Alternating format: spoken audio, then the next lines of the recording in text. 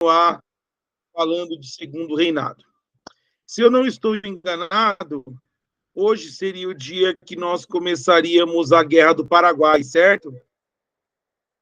Já começamos a falar do momento de conciliação de Dom Pedro II, o equilíbrio entre conservadores e liberais. Falei da economia do Segundo Reinado, como ele estabilizou a economia. Falei da questão Christie, o momento em que ele rompe laços com a Inglaterra, né? E aí, agora, se eu não me engano, a gente falaria da Guerra do Paraguai. Estou certo ou não? Certo?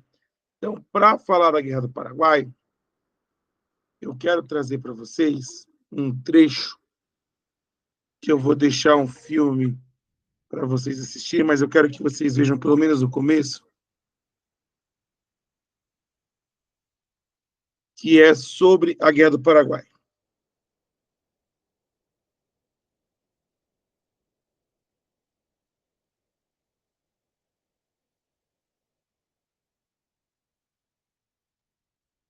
Que é conhecida como a nossa Grande Guerra, né?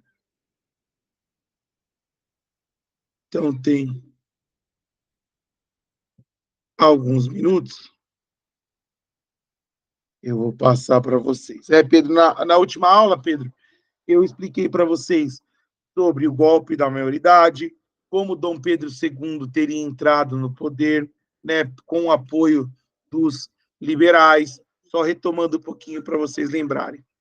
Aí falei que o período em que Dom Pedro II governou, que ele governa por 49 anos, o primeiro momento é de consolidação, depois de conciliação e depois o período de crise. Então eu falei que ele consegue conciliar. Eu falei para vocês do fim da revolta da Farroupilha, falei sobre a Revolução Praieira, que ele consegue combater, que se promove aqui no Brasil com o ciclo do café, né? Falei sobre o rompimento de laços com a Inglaterra, com aquele que era até então embaixador da Inglaterra aqui no Brasil, e vai ter todo aquele problema por conta do navio e por conta dos marinheiros que foram presos ingleses, que estão fazendo arruaça no Brasil, que Dom Pedro faz frente a isso, e o Brasil, no Segundo Reinado, se torna uma das grandes potências mundiais, né, a ponto de romper laços com a Inglaterra. E agora eu vou falar da grande guerra que o Brasil enfrentou, que é a Guerra do Paraguai.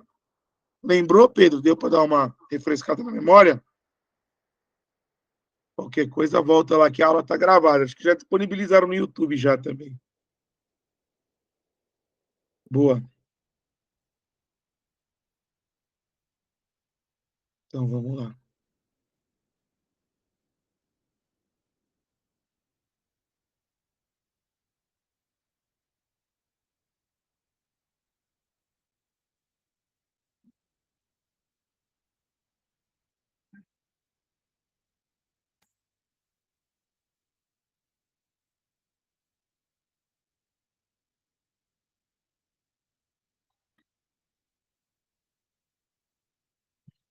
Como eu preciso passar a aula e eu não vou perder muito tempo com isso, eu vou passar só 10 minutinhos, 15 no máximo, do documentário para vocês verem, da Guerra do Paraguai, para vocês verem as motivações, a gente discutir, e depois a gente segue falando das consequências disso para o Segundo Reinado, beleza?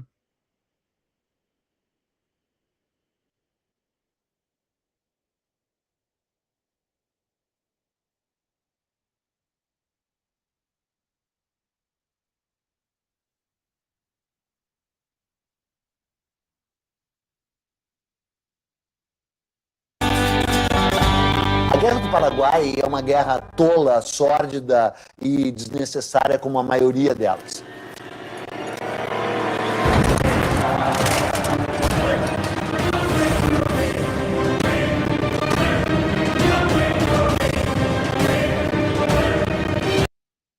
Tá saindo som, gente? Só para eu confirmar aqui. Boa.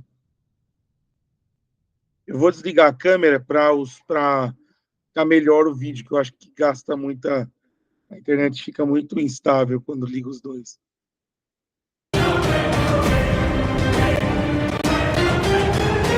Uma guerra, a primeira vítima é a verdade. porque a historiografia brasileira a respeito da Guerra do Paraguai era muito vagabunda, praticamente não existia. This is the most devastating war in post-colonial South American history. Aquilo foi um genocídio. Nós não tivemos o genocídio como intenção, mas nós tivemos o genocídio como efeito.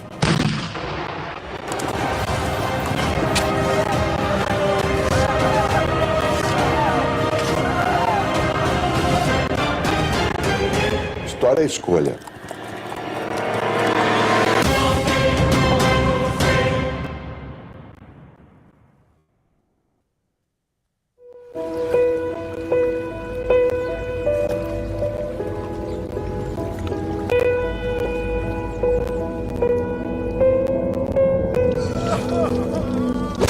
Depois de 40 anos independente de Portugal, o Brasil é um gigante. Rural, pobre, analfabeto e escravo.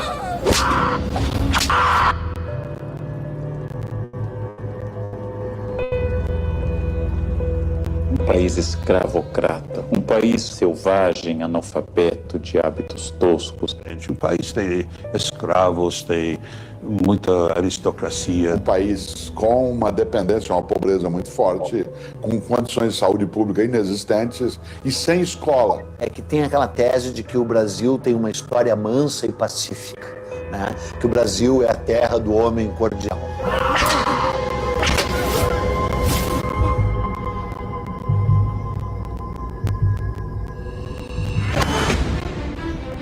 Em 1864, o Brasil é uma monarquia controlada por um homem de 38 anos, que está no trono desde os 14.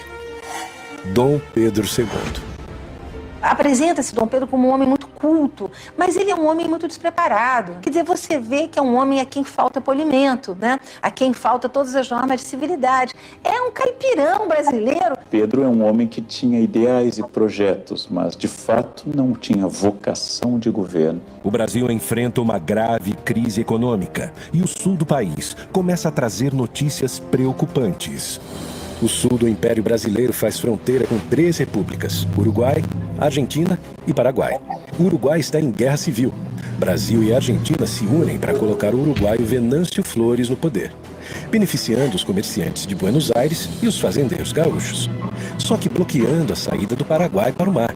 Dejaba prácticamente sin chances al Paraguay en el sentido de poder contactar con el mundo exterior, recibir aprovisionamiento, Which would simply straggle our exports.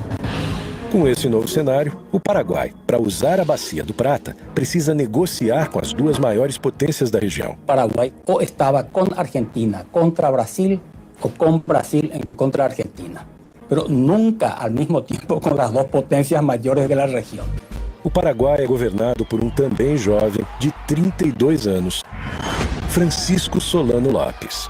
Francisco Solano López estaba convencido que tenía un destino muy importante, ¿verdad? Que en este caso era salvar a la patria de la deshonra. Era una persona con una inteligencia, con un talento literario considerable. Era una persona preparada para un cargo difícil. Mariscal López, and very proudly so, is my great-grandfather.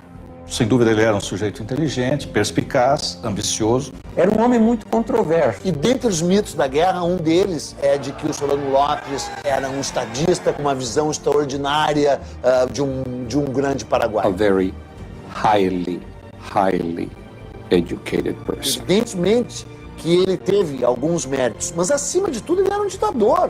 E era um ditador eventualmente obcecado. López era una persona que no sabía nada de economía. Como Luís XIV, era l'état c'est moi.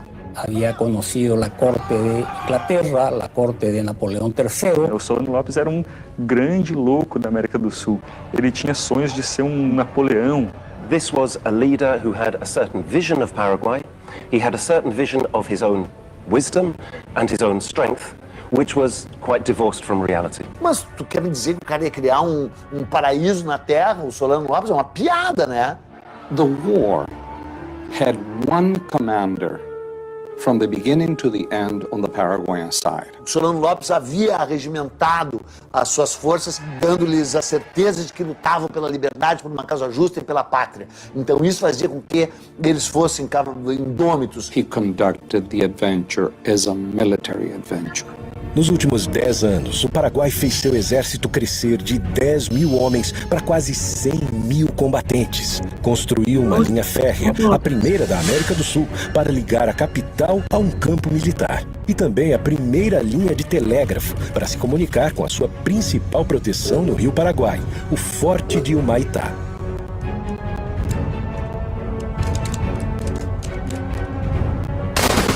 Creo que tuvo todo el poder en sus manos y no midió exactamente sus limitaciones. Antes de atacar, Solano Lopes tenta conversar com o Brasil. He sends a letter off to Dom Pedro and asks Dom Pedro to honor his agreement. Mas Dom Pedro II não responde à carta que Solano Lopes envia. That is when Paraguay is forced to take action.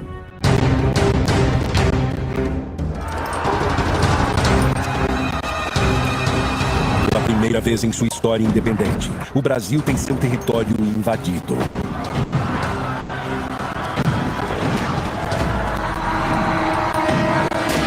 Através do Rio Paraguai, os soldados invadem Corumbá, no Mato Grosso.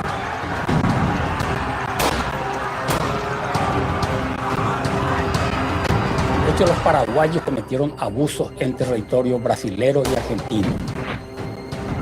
O exército paraguaio avança, deixando um rastro de destruição por onde passa. Os generais levam junto as suas esposas, que aproveitam para saquear as casas no caminho. Os invasores paraguaios de Mato Grosso saquearam, levaram a população civil forçada para Assunção, porque o Mato Grosso estava indefeso. Você não tinha força do exército Mato Grosso.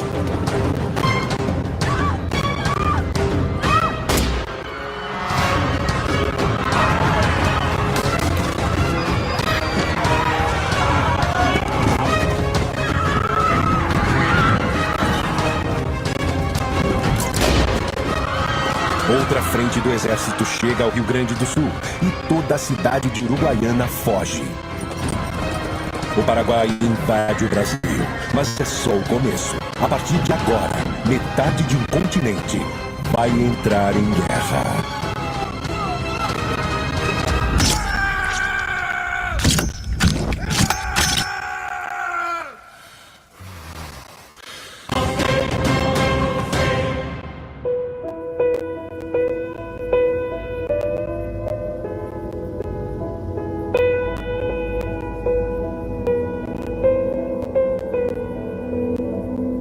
Pressionado pelas tensões políticas do Rio da Prata, Solano Lopes está em guerra com o Brasil. Em 12 de novembro, ele sequestrou o governador do Mato Grosso que passava pelo Rio Paraguai. E no final de dezembro, invadiu, saqueou e dominou cidades do Mato Grosso e do Rio Grande do Sul. Há uma série de especulações e teorias de quais seriam os reais motivos por trás do conflito. Economically speaking, it was the most successful economic story in all of Latin America. In reality, Brazil is already the power. In terms of population, in terms of economy, in terms of resources, Brazil is the power. There was no balance of power. A mí me parece que Paraguay era un mal ejemplo y era un lugar donde no entraba. A história mais maluca de todas da Guerra do Paraguai é esse mito de que o Paraguai era uma potência em crescimento. Eu me pergunto como a gente acreditou por tanto tempo nisso. Porque a historiografia brasileira a respeito da Guerra do Paraguai era muito vagabunda, praticamente não existia. O Paraguai não era um modelo de desenvolvimento para a região. Tinha uma população que era o dobro da do Uruguai, só que o comércio exterior dele era 6 vezes menor. Há uma teoria muito divulgada pela esquerda no governo militar brasileiro de que a Inglaterra tinha medo do crescimento paraguaio e por isso financiou a guerra. Inglaterra está construyendo un imperio mundial y no hay lugar en el planeta que le sea indiferente. Paraguay, as I said, is dependent on British technology. It is dependent on British money. Paraguay had not shut out Britain. Porque Paraguay ha desarrollado una autonomía que el gran imperio británico no puede aceptar. Tenía rasgos de protocomunismo, ¿no? Porque, por ejemplo, distribuyeron tierras a todos los habitantes, casi de estalinismo del siglo XIX, digamos. Allí donde hay la posibilidad de crear un mercado para las mercaderías que fabrica la Revolución Industrial. O mercado consumidor paraguaio não existia. A população não tinha poder aquisitivo, não existia um mercado consumidor. Segundo, mesmo que existisse, qual a lógica de você fazer uma guerra para abrir o mercado consumidor e destruir esse mercado? Não tem lógica. Appetite for some of the wealth that Paraguay had. Isso é ridículo porque o Paraguai não estava se industrializando, não tinha indústria pesada, não tinha nem indústria leve, quer dizer, não tinha indústria. Ponto. A arrecadação anual do Paraguai era de menos de 1 milhão de libras esterlinas. Brasil, Argentina e Uruguai juntos arrecadavam mais de 50 milhões. Argentina had an economy that was dependent on loans, and Brazil had an economy that was dependent on slavery. El imperio brasilero era esclavista, en la República Paraguay también era esclavista. Solo que había menos esclavos en el Paraguay, un porcentaje menor de la población. Há também outra versão que coloca Solano Lopes como louco, o Napoleão das Américas. O Solano Lopes, ele tinha delírios megalomaníacos. Ele queria fazer um grande Paraguai, pegando parte do Brasil, parte da Argentina e Uruguai. All decision-making in Paraguay was centered upon himself. Os únicos papéis, documentos que a gente tem da época mostram que a Inglaterra tentou conter as maluquices do ditador Solano Lopes. Tem um Solano Lopes que é o ditador. Mas tem um Solano Lopes que é um ditador e que age com uma racionalidade. A Inglaterra não financiou a guerra. Tampouco o ditador paraguaio era louco. Invadir o Brasil é a opção que Solano Lopes encontra para negociar com o gigante vizinho. Na época, você atacava um país e a vitória era conquistar a capital inimiga. Obviamente, era inviável ao Paraguai conquistar o Rio de Janeiro. Solano Lopes manda seu exército tomar o sul do Mato Grosso, região que quer anexar ao território paraguaio, e o Rio Grande do Sul, para chegar até o Uruguai. Assim, ele tem mais força para negociar com Dom Pedro II e restabelecer a sua saída para o mar. Se ele não invadisse o Brasil, ele não teria causado a guerra. Só que Dom Pedro II não se rende e, em vez de negociar com Lopes, procura Bartolomeu Mitre, presidente da Argentina, e Venâncio Flores, presidente que colocou no poder no Uruguai, e forma, em 1º de maio de 1865, a Tríplice Aliança entre Brasil, Argentina e Uruguai. La Triple Alianza no quería saber absolutamente nada. Había que liquidar a Solano y lo que él representaba. Agora, oficialmente sozinho, Solano Lopes tem duas opções: negociar uma trégua e recuar sem derramamento de sangue, ou atacar os navios brasileiros que bloqueiam a sua saída para o mar. 11 de junho de 1865, Corrientes, Argentina. Começa a maior batalha naval da história da América do Sul. A formação dos estados na região da Bacia do Prata é a grande causa da... Bom,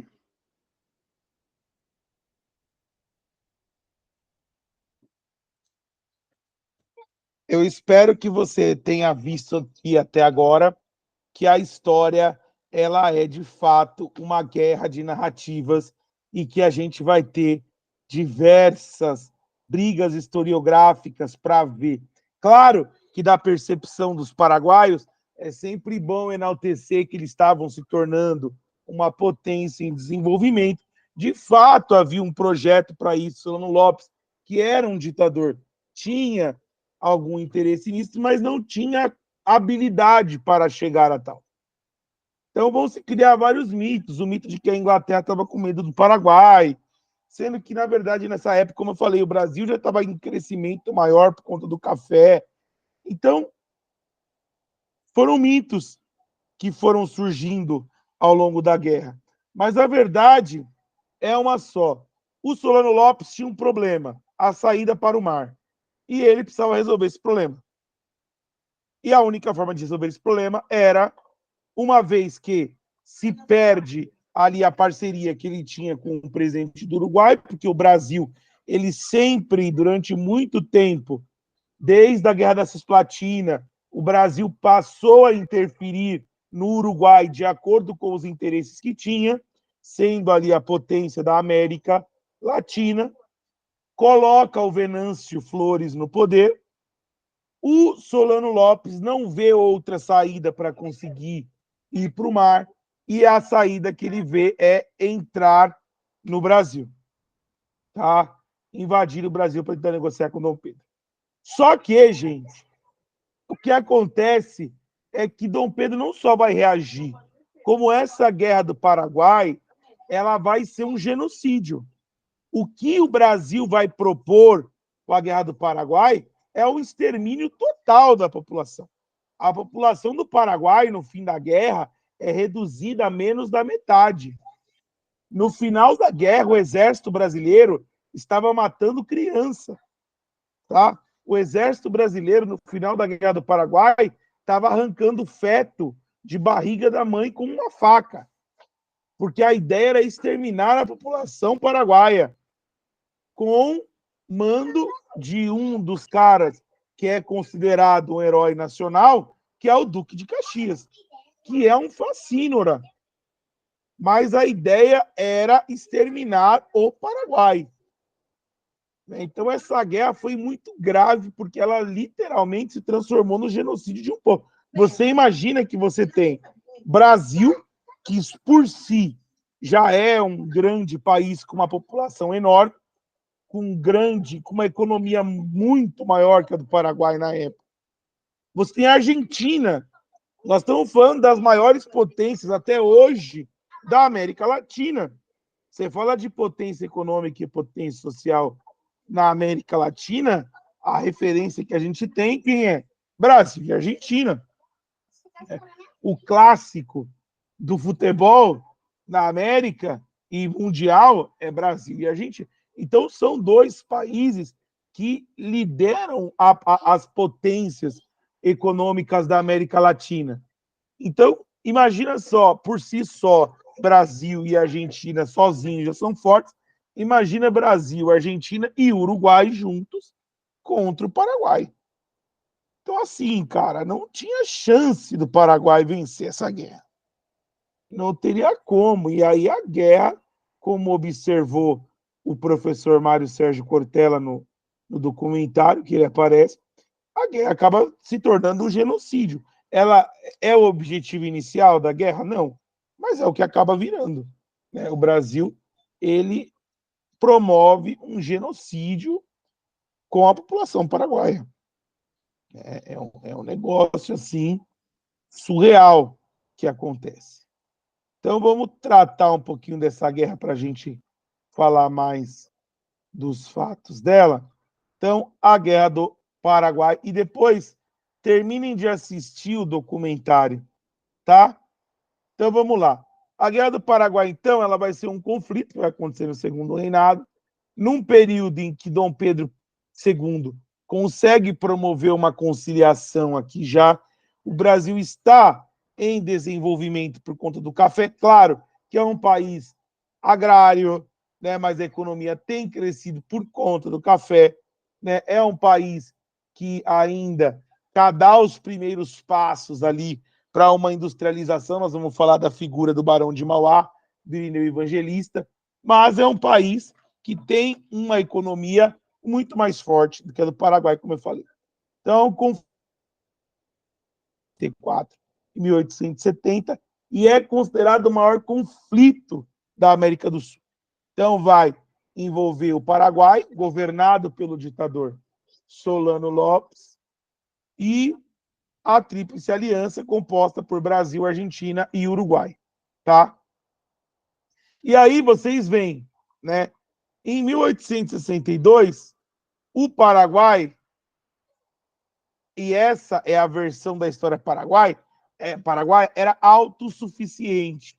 A gente vê que não era autossuficiente, que existia ali uma dependência econômica em relação à Inglaterra, né? Mas o Paraguai tinha desejos, né, na cabeça do Solano Lopes de se tornar autossuficiente.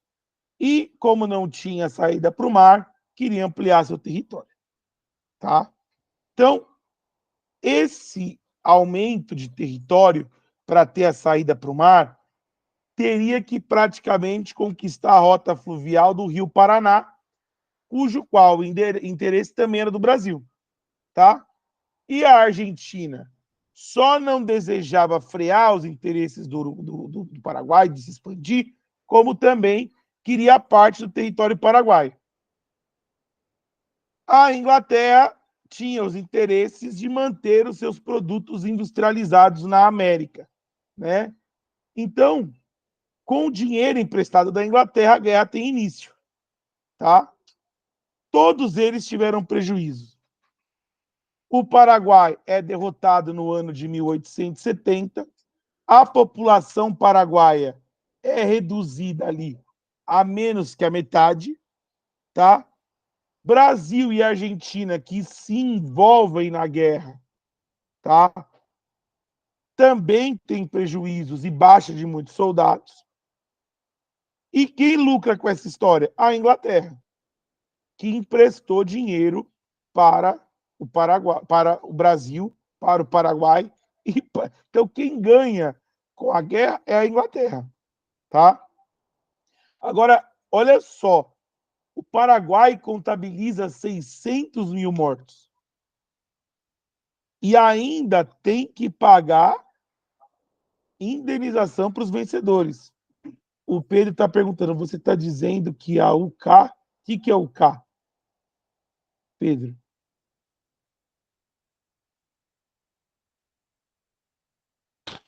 É Reino Unido. Ah, tá. Entendi. Pedro, na verdade, não estou dizendo que ela influenciou. Eu estou dizendo que os países pegaram guerra, tá? Para poder financiar a guerra. O Brasil vai contrair dívidas com a Inglaterra, tá bom? E claro que ela vai ter o interesse de que os países da América continuem comprando os seus países, os seus produtos industrializados. E aqui não só o Paraguai, mas também o Brasil, a Argentina, enfim. Então, se contraem dívidas com a Inglaterra por conta do custo de uma guerra. Uma guerra custa caro, entendeu? Não quer dizer que houve uma influência ideológica da guerra em relação diretamente à Inglaterra, mas sim que houve, sim, o financiamento. Empréstimos com a Inglaterra são contraídos para a guerra. A Inglaterra, não só a Inglaterra, gente, como os Estados Unidos, eles vão enriquecer, Pedro, muito com empréstimo de dinheiro em momentos de conflito. Vocês sabem disso, que os Estados Unidos, por exemplo, se tornou uma grande potência mundial depois da grande Primeira Guerra, porque emprestou dinheiro para todo mundo. A guerra não foi no território norte-americano, a Primeira Guerra Mundial. Então, os Estados Unidos virou a potência que virou por conta das guerras. Ainda hoje, os Estados Unidos ganha dinheiro com guerra. Um dos maiores negociadores, exatamente, Vitor, um dos maiores negociadores de armamentos do mundo até hoje são os Estados Unidos. A indústria armamentista dos Estados Unidos é muito forte. Vende arma até hoje. Vende arma. Os Estados Unidos estão vendendo arma para Israel para manter a guerra contra a Palestina. Né? Então, sim, isso ainda. A guerra ela ainda movimenta. Né? Então, os países eles adquirem. Deu para entender, Pedro, o que eu disse? A diferença?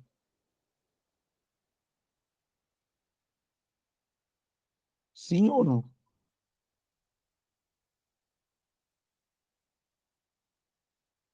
O Pedro sumiu. Alô, Pedro? Acho que sim. É assim, Pedro. Ó. Todo mundo, Pedro, tem interesse. Obviamente, os interesses, eles existem. Né? O Brasil tem os interesses dele de manter a sua soberania dentro da América Latina. A Argentina tem os interesses dela em pegar parte do território do Paraguai. O Paraguai tem o território dele, a intenção dele de sair para o mar. E a Inglaterra de continuar crescendo à custa da América Latina, cara. Quem compra os produtos? Esses países. Então, para a Inglaterra, interessante é ela lucrar com todo esse movimento. Entende? Só vai ser ruim se esses países se destruírem. Aí vai ser ruim para a Inglaterra. Mas enquanto está dando dinheiro, beleza, está tudo ótimo. Entende? Então, há um interesse também econômico nisso. Há um interesse econômico nos empréstimos, há um interesse econômico na venda de produtos para reconstrução. É claro que sempre há. Tá? Então, uma guerra ela é movida por interesses. Né? Embora seja uma burrice enorme, toda guerra é uma burrice, ela tem os seus interesses. Geralmente, e quase nunca, são interesses da população. Mas os interesses, eles existem. Os interesses dos governantes, os interesses das disputas, elas existem. Beleza? Bom, agora vamos falar do café e da indústria. Sobre a Guerra do Paraguai, deu para entender? Terminem de ver o documentário depois. É uma pena que não dá para passar tudo, mas eu acho que deu para vocês entenderem aí os conflitos de narrativa que existem dentro dessa Guerra do Paraguai e as consequências que geraram para o Brasil, que a gente vai aprofundar daqui para frente. Né? Então, vejam só a linha do tempo que a gente tem ali. Né? Entre 1840, com o golpe da maioridade, ali até 1870, né, quando a gente começa a ter um movimento republicano, paralelo a todo esse momento do Segundo Reinado, a gente vai ter o quê? A ascensão do chamado ouro verde, que é o café, como eu falei para vocês, e o crescimento da economia brasileira por conta do café. Tá? Então, o Segundo Reinado ele é responsável por consagrar agrícola. E o que possibilita isso? Falei para vocês na última aula, né? A grande demanda do mercado europeu, vejam bem, estamos passando na Europa pela segunda revolução industrial, os operários precisam de café, né? Isso vai cair nas graças, né? Num primeiro momento, o café ele é visto como uma bebida da nobreza, né? Uma bebida nobre, uma bebida requintada, mas quando se descobre também que ele é um estimulante, ele cai na graça do operariado. Então, o consumo de café ele aumenta muito por conta da segunda revolução industrial, tá? Aliado a isso, obviamente, o Brasil ele tem excelentes condições, não só climáticas, mas também condições do solo, especialmente na região sudeste. A mão de obra, que era escrava e só depois acaba se tornando a mão de obra imigrante, mas no Segundo Reinado, o Brasil é um país escravocrata, tá? É um país ainda que tem como base a escravidão, e o café ele faz surgir os barões do café. Né? Procurem aí no Google, para vocês darem uma olhadinha, as casas dos barões do café na Avenida Paulista, para vocês terem dimensão do que é esse poderio, do que é essa riqueza. Então, esses barões do café começam a ter uma importância econômica muito grande e vão começar a participar de movimentos políticos. Que movimento político é esse? Ora, veja só, o que adianta eu ter poder econômico se eu não tenho poder político? Se eu não tenho como me beneficiar com as decisões que o Estado toma? Então, por óbvio, que os barões do café vão começar a exigir cada vez mais a ampliação da participação política. E essa participação política vai ser representada por qual movimento?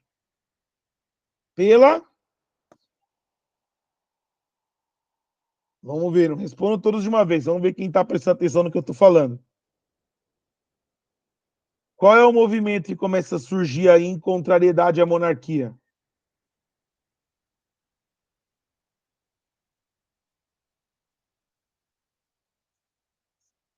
Exatamente, Pedro. O movimento republicano.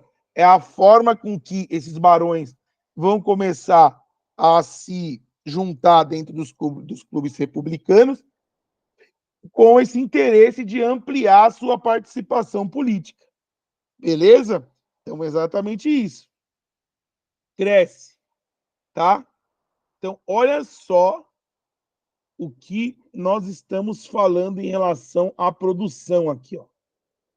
Olha só o crescimento da produção, né, das arrobas de café.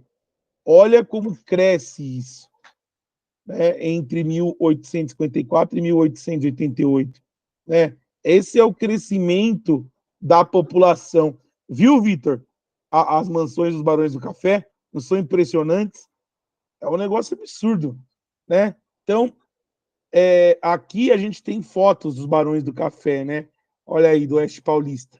Então, o patriarca é o Barão Castro e Lima de pé ali, seu irmão gêmeo, o Conde Moreira Lima, e a riqueza, né? E mostram como o café se formou, foi formando uma sociedade de alto padrão em São Paulo, né?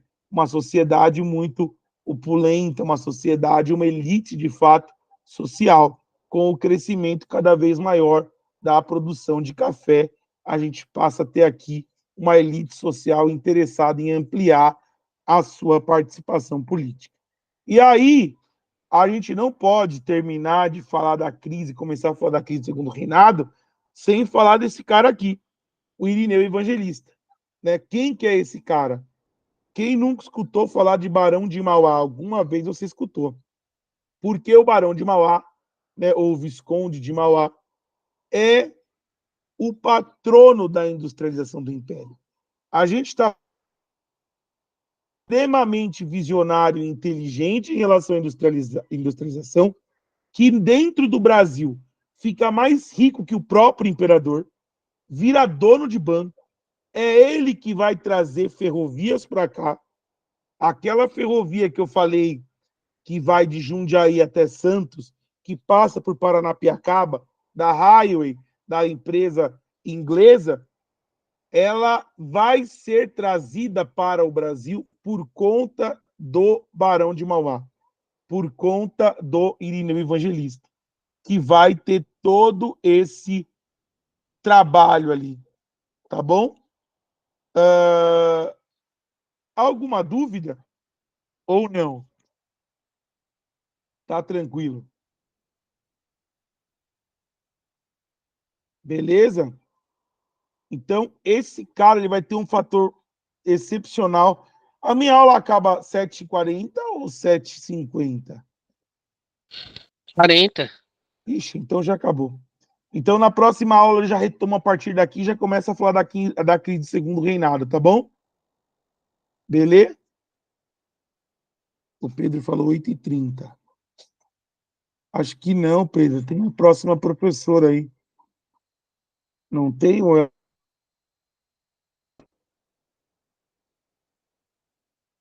Eu acho que ele já tá até aí. Ah, então, tá vendo? E eu tô atrasado. Bom, gente, então na próxima aula eu continuo, beleza? Aqui falando da crise e também do Irineu Evangelista. Pessoal, obrigado, um beijo para vocês e até a próxima aula, até quinta que vem, tá bom?